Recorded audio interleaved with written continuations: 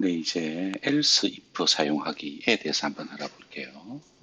자, else if 사용하기. 그럼 이게 우리가 지금 배우고 있는 것은 이제 조건 코드 또는 이제 조건문, 또 이제 if문 이렇게 이제 동일한 의미가 될 겁니다. 그래서 if문에 대해서 공부를 했었죠. 지금 하고 있습니다. 근데 여기 보니까 else if라고 나왔네요. 그럼 else if는 뭐냐? 앞 영상에 우리가 조건 코드를 소개하면서 그 if문의 else가 어떻게 사용되는지를 간단하게 설명을 했었어요. 다시 한번 돌아가서 if와 else 문이 어떻게 적용되는지를 한번 보고 그것을 기준으로 else if는 또 어떻게 사용되는 것인지 한번 알아보도록 하겠습니다. 자, 그러면 소개에 다시 돌아가서 한번 볼게요. 우리가 조건 코드가 if문이었는데 어떤 상황이었냐? 그러니까 어떤 선택을 해야 되는 경우가 있을 때, 그죠? 선택을 해야 되는 경우에 사용한다라고 했었어요. 그래서 신호등을 대기하고 있는 바이트, 그죠? 바이트가 신호등을 보고 횡단보도를 건너기 위해서는 어떻게 해야 되는가? 그리고 어떤 조건에서 횡단보도를 건널 수 없는가? 이런 조건에 대해서 이제 설명을 드렸던 적이 있습니다. 여러분 기억나실 거예요. 통상적으로 우리가 조건 코드라고 하면은 이 if문과 else가 이렇게 같이 조합이 되어서 사용됩니다. 그래서 이제 제가 지난 시간에 if, else 문 이렇게 이야기를 했었죠. 자, 그러면은 else가 있는 경우에 이 else가 어떻게 사용되는지를 보시면 자, if light is green이니까 뭡니까? 이게 조건이었죠. 어떤 명령의 실행이 되었을 때 그 명령의 실행 결과가 참이냐 또는 거짓이냐에 따라서 실행하는 결과가 달라진다. 참인 경우는 바로 밑에 있는 그죠? 요 명령어가 실행이 되고 거짓인 경우는 요 아래에 있는 else 이후에 있는 문장이 실행이 된다라고 설명을 했었어요. 그래서 이제 if, else 문은 결국은 선택할 수 있는 두 가지밖에 없는 겁니다. 어떤 거냐면 참이냐, 그죠? 조금 전에 말했듯이 거짓이냐에 따라 가지고 참일 때 실행하고 거짓일 때 실행하게 됩니다. 자, 지금 이제 바이트가 여기 횡단보도 앞에 서 있습니다. 자, 신호등은 색깔이 몇 개 있다? 세 개가 있죠. 그러니까 빨간색이 있고, 그죠? 그리고 노란색이 있고, 그리고 초록색이 있는 거예요. 현재 있는 이 문장, if light is green, 그리고 move forward, else wait 이렇게 되면은 이제 어떤 조건이었냐면 노랑이나 초록은 의미가 없는 거죠. 뭐냐면은 아니죠. 노랑이나 빨강은 의미가 없는 겁니다. 그죠? 뭐냐면 그린, 초록이 되어야만 건너고 초록이 아닌 경우는 뭡니까? 다 폴스가 되는 거죠. 요거인 경우만 참이 되는 거고 나머지는 다 뭐가 된다? 거짓이 되는 겁니다. 그렇죠? 근데 실제 우리가 선택할 수 있는 선택지는 뭡니까? 여기서는 세 가지 선택이 가능한 거죠. 세 가지의 선택이 가능함에도 불구하고 else, if, else문만 사용하게 되면은 두 가지밖에 선택을 할 수가 없는 그런 문제가 있는 것입니다. 이런 경우에 선택이 여러 가지가 있을 때, 두 가지 이상일 때, 이때 사용하는 것이 바로 else if 문이 되겠습니다. 자, else if 문이라는 것은 결국은 else가 가지고 있는 한정적인 부분을 조금 확장한 거죠. 그러니까 우리가 일반적으로 사용하는 순서도라고 하는 게 있는데 순서도를 가지고 간단하게 어떤 그 차이를 설명해 본다면 이런 겁니다. 어떤 그 프로그램 진행 도중에 이렇게 이제 어떤 조건이 있는 겁니다. 조건을 판단해서 이게 참이면 어떤 명령어가 실행이 되겠죠. 거짓이면 어떻게 됩니까? 또 다른 명령어가 시행이 될 겁니다. 이것이 바로 if, else 문이 됩니다. 그렇죠? 자, 근데 이런 경우가 아니고 요것처럼 이제 선택지가 여러 개가 있을 때 그런 경우에는 여기서 어떻게 되느냐 똑같이 이제 조건이 있죠. 어떤 조건이 있고 조건이 있어서 참이되면은 어떤 문장이 실행이 될 겁니다. 자, 근데 거짓이 되는 경우에 else문과 다르게 else if를 사용하게 되면은 여기에 다시 조건을 하나 더 붙일 수 있는 거죠. 그럼 이 조건을 만족하면 어떻게 됩니까? 어떤 프로그램을 실행하고 조건을 만족하지 않으면 또 다른 프로그램이 실행되고 이렇게 선택지가 하나 더 늘어나는 겁니다. 그렇죠? 이렇게 어떤 처음에서 주어졌던 조건을 만족하지 않는 경우에 또 다른 선택을 해야 될 필요가 있는 경우, 그죠? 여러 개의 선택이 필요한 경우에 사용하는 것이 바로 else, if 문이 되겠다. 이렇게 보시면 됩니다. 그러면은 이 프로그램을 else, if 문을 사용해서 약간 수정을 해본다면은 빨간불일 때는 서라라고 이렇게 얘기할 수 있겠죠. if light is green, move forward. else if 하고 그죠? 만약에 이제 명령어가 있다면 light is red. 그죠? red면 뭡니까? stop. 이렇게 그죠? 명령어를 주고 물론 하나 더 넣어도 되겠죠. else if light is yellow. 그러면은 뭐 hurry up이라든지 또는 stay라든지 어떻게 다양하게 요 조건에 맞는 실행을 지정할 수가 있을 겁니다. 그래서 else문이 가지고 있는 한계를 조금 더 확장을 시킬 수 있는 것이 바로 else if 구문입니다. 그래서 여기서는 else if 구문이 실제로 어떻게 적용이 되는지 한번 같이 알아본다라고 하는 것이죠.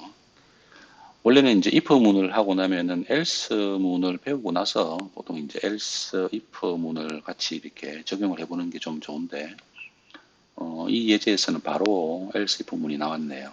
자, 그러면 순서에 따라서 else if 문을 어떻게 적용할 건지 같이 알아볼게요.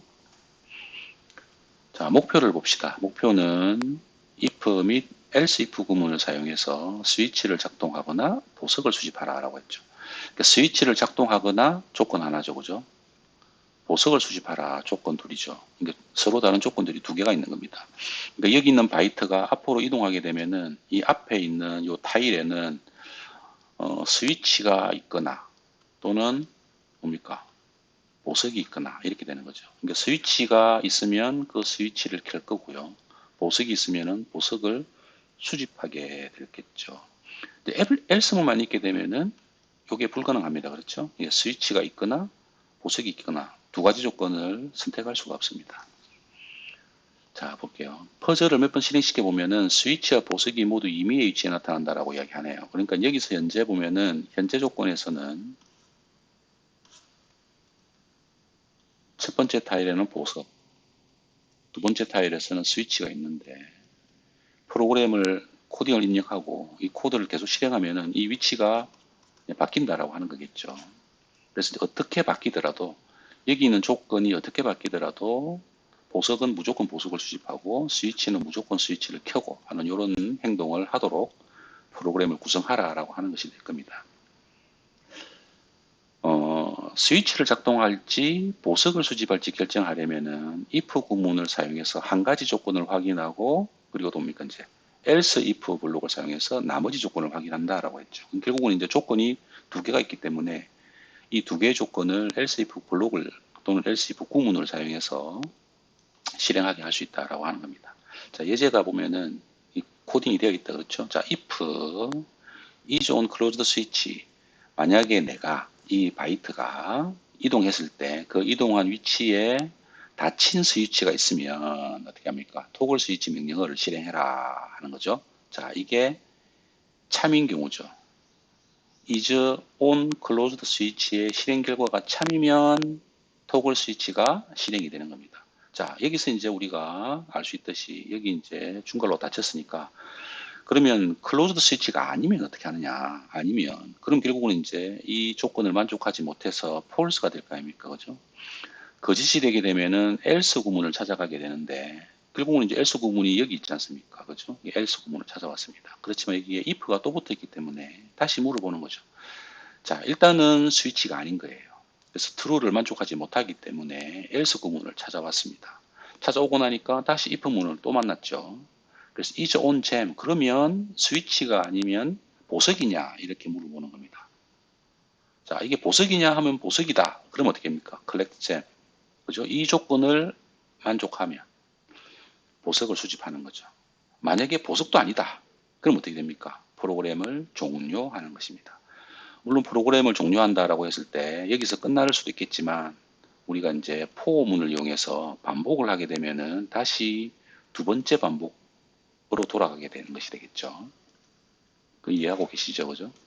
자, 그러면 이 코딩, 이제 예제 코드를 이용해서 실제 이 바이트가 이동해서 여기 두 개의 칸에서 보석을 수집할지 또는 스위치를 켤지 작동을 하는 우리가 이제 원하는 이 프로그램에서 요구하는 코드를 완성을 해보도록 하자라고 하는 거죠. 자, 그러면은 코드를 한번 입력을 해보도록 하겠습니다. 일단은 타일이 두 개가 있기 때문에 2회 반복을 해야 될 겁니다. 그렇죠? 아까 해봤죠, 우리가. 그래서 포문을 이용해서 두 번 반복을 하는 거죠. 어떻게? move forward 처음에는 이동하는 겁니다. 그죠? 자, 그 다음에 이제 현재 있는 바이트가 여기 위치에 있던 바이트가 한 칸 이동했죠, 이제. 그러면 move forward 명령을 받아서 한 칸 이동했습니다. 이동하고 나면 이제 물어봐야 됩니다. 여기서 if문을 이용해서 스위치를 켤지 보석을 수집할지를 결정해야 되겠죠. 자, 그러면 어떻게 됩니까? 여기에 뭐가 들어가야 됩니까? 여기에 바로 if 문이 들어가야 될 거예요. 그죠? 자, 그럼 if 자, 컨디션 스위치가 있냐, 켜져 있냐, 켜져 있는 스위치냐. 그래서 이제 이렇게 위에서 여기 만들어졌던 이 코드를 그대로 가져와서 여기다 한번 입력을 해보도록 할게요. 자, 이존 클로즈드 스위치. 자, 닫힌 스위치 위에 있냐? 그러면 어떻게 됩니까? 스위치를 켜야죠. 토글 스위치. 그렇죠. 자, 그러면은 if 문 하나가 끝났습니다. 그렇죠? 네, 여기서 if 문 하나가 끝났어요. 만약에 조건이 하나만 있었으면 이걸로 끝나면 되지만 지금은 조건이 하나 더 있죠. 그러니까 어떻게 됩니까? 여기에 else if 문이 하나 더 필요합니다. 그렇죠? is on gem 이렇게 해서 collect